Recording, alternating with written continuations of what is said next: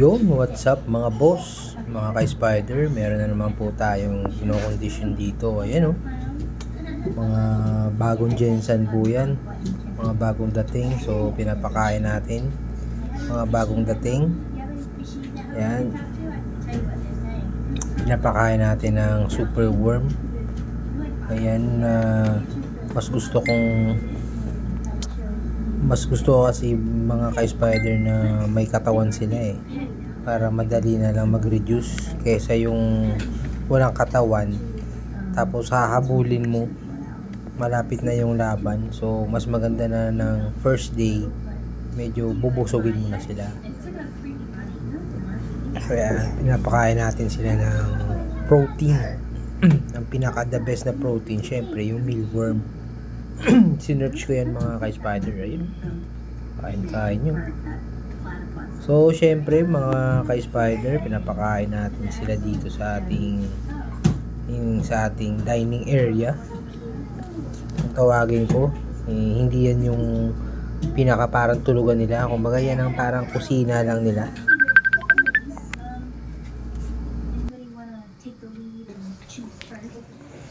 And syempre papakainin din natin yung mga pang sparring. Syempre kailangan malakas din yung pang sparring natin para medyo bumilis sila, para ma-training yung mga kinokondisyon natin. Ayan, pinapakain din natin sila ng super worm. Yung super worm mura lang naman yan tsaka yung isa makakain na yung 2-3 gagamba. Hahati-hatiin nyo lang, di ba? Medyo babasain nyo para pag nahati nyo na, medyo babasain nyo. Tubig na may konting asukal para medyo manamis-namis.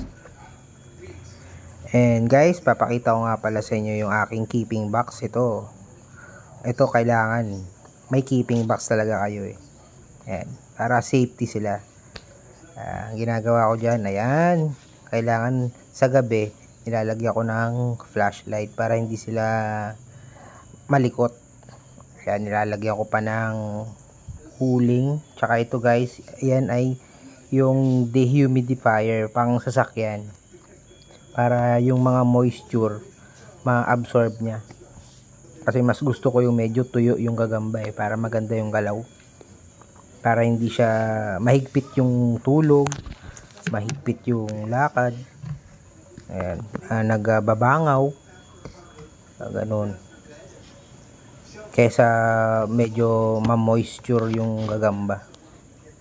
Kasi kinokondisyon na natin sila, kaya kailangan medyo pinapatuyo-tuyo natin, pero tamang tuyo lang, huwag naman masyadong tuyong-tuyo. Kaya nga 'di ba pag nagpapaaraw tayo 2 minutes, 3 minutes okay na, 'di ba?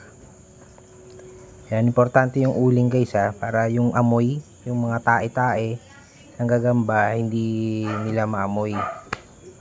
Okay guys, ayan, kailangan may keeping box talaga kayo para safety. Ilalagay nyo ng ito nga pala yung ruweda ko guys. Yan, dyan sila magti-training. Dito tayo ngayon sa labas, nagpaparaw tayo mga 2 to 3 minutes. Hindi masyadong maaraw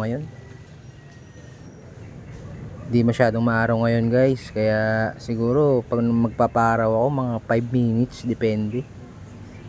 Medyo makulimlim ngayon guys ayan, diretso pahangin na rin para makasinghot ng fresh air. Ayan, mga 30 minutes ako nagpapahangin Ayan, kaya maganda talaga pag may pitak pahamugan para diretso na, hindi nyo nagagalawin masyado yung gagamba.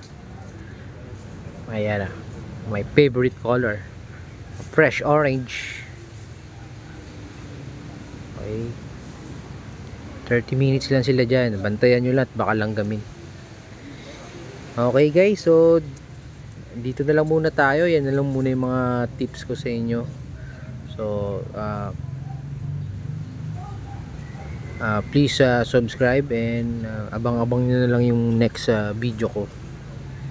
Okay, hindi na tayo pwedeng mag-sparring kasi binabawal na ng YouTube. Kaya siguro mga tips and tricks na lang yung mga i-upload natin. about conditioning. So pag may mga tanong kayo guys, mag-comment lang po kayo. So thank you for watching guys.